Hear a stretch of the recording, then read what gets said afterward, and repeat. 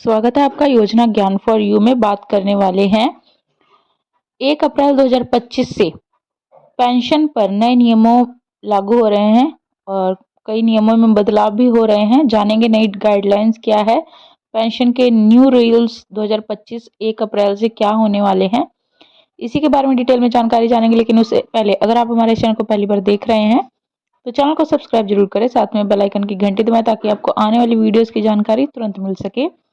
Video पसंद आए तो वीडियो को लाइक और शेयर करना ना भूलें। बढ़ते हैं जानकारी की तरफ।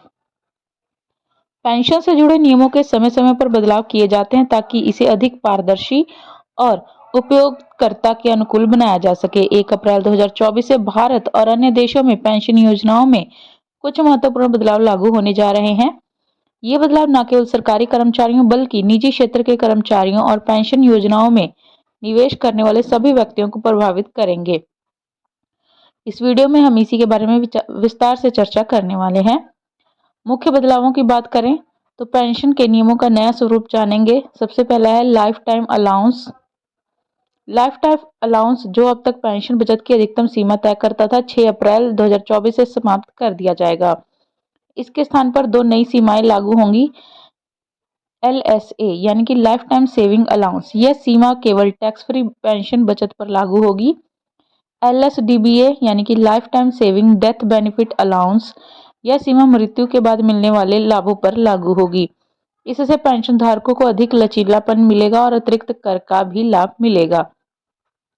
दूसरा है NPS, नेशनल पेंशन सिस्टम में बदलाव किया जाएगा। अब NPS के तहत कुल कॉर्पस का 60% हिस्सा टैक्स फ्री निकाला जा सकता है। शेष 40% हिस्सा अनिवार्य रूप से एन्युटी प्लान खरीदने के लिए उपयोग किया जाएगा। पहले केवल 40% कॉर्पस टैक्स फ्री होता था, लेकिन अब यह बढ़कर 60% हो गया है। इसके अलावा NPS में निवेश की इक्विटी सीमा को 75% तक बनाए रखा गया है, जिससे निवेशकों को उच्च रिटर्न का अवसर मिलेगा। तीसरा है डिजिटल प्रक्रिया का विस्तार। सरकारी कर्मचारियों के लिए पेंशन प्रक्रिया को पूरी तरह से ऑनलाइन किया जाएगा। अब सभी फॉर्म्स जैसे फॉर्म A6A को डिजिटल प्लेटफॉर्म जैसे भविष्य या EHRMS के माध्यम से जमा करना होगा। यह प्रक्रिया न केवल समय बचाएगी बल्कि इससे अधिक पारदर्शी भी बनाएगी। चौथा है यूनिफाइड पेंशन स्कीम का शुभारंभ। केंद्र सरकार ने एक नई योजना यूनिफाइड पेंशन स्कीम यानी कि UPS पेश की है। इसमें कर्मचारियों को उनकी अंतिम 12 महीनों की औसत बेसिक सैलरी का 50% पेंशन के रूप में दिया जाएगा। न्यूनतम सेवा अवधि 25 साल या उससे अधिक सेवा वाले कर्मचारियों को पूर्ण लाभ मिलेगा। 10 से 25 साल सेवा करने वाले कर्मचारियों को प्रोपोर्शनल पेंशन दी जाएगी। इसके अलावा परिवार पेंशन की गारंटी भी दी गई है, जो कर्मचारी की मृत्यु के बाद उसके परिवार को मिलेगी।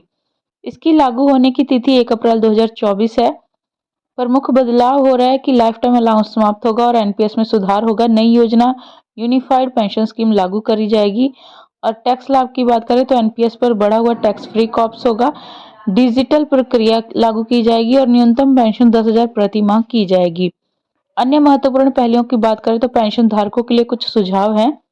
डिजिटल प्रक्रिया आप अपनाएं, सभी फॉर्म समय पर और सही तरीके से ऑनलाइन आप जमा कर सकते हैं। टैक्स लाभ का भी आप ध्यान रखें। NPS और UPS जैसी योजनाओं में निवेश करते समय टैक्स छूट का पूरा लाभ उठाएं। लंबी अवधि की योजना बनाएं। इक्विटी आधारित निवेश विकल्पों का चयन करें ताकि उच्च रिटर्न प्राप्त हो सके। परिवार पेंशन के लिए कुछ नए नियम हैं। यदि कर्मचारी की मृत्यु हो जाती है तो परिवार को उसकी अंतिम सैलरी का 60% हिस्सा परिवार पेंशन के रूप में मिलेगा। यदि कोई परिवार सदस्य पात्र नहीं है तो नामांकित व्यक्ति ग्रेच्युटी प्राप्त कर सकता है। एन्युटी प्लान्स की अनिवार्यता होगी। NPS के तहत निकाले गए शेष कॉर्पस का उपयोग एन्युटी प्लान खरीदने में करना होगा। इससे सुनिश्चित होगा कि रिटायरमेंट के बाद नियमित आय बनी रहे। संभावित प्रभाव इसके सामने आएंगे, जैसे कि डिजिटल प्रक्रिया और सरल कॉर्पस से काम आपका आसान हो जाएगा। UPS और NPS जैसे सुधारों से कर्मचारियों को बेहतर वित्तीय सुरक्षा मिलेगी। नए टैक्स लाभ नियमों से निवेशकों को अधिक बचत करने का मौका मिलेगा। हालांकि इसके लिए कुछ चुनौतियां भी हो सकती हैं, जैसे कि डिजिटल प्रक्रिया में तकनीकी समस्याएं या फिर नई नीतियों को समझने में कठिनाई हो सकेगी। 1 अप्रैल 2024 से लागू होने वाले ये नए नियम पेंशनधारकों के लिए एक बड़ा कदम है। ये न केवल मौजूदा प्रक्रियाओं को सरल बनाएंगे बल्कि वित्तीय सुरक्षा भी प्रदान करेंगे। आपको ये जानकारी कैसी लगी? और अपनी राय कमेंट बॉक्स में ज़रूर बताएं। चैनल पर नया तो सब्सक्राइब करना ना भूलें। वीडियो को लाइक और शेयर करें। धन्यवाद।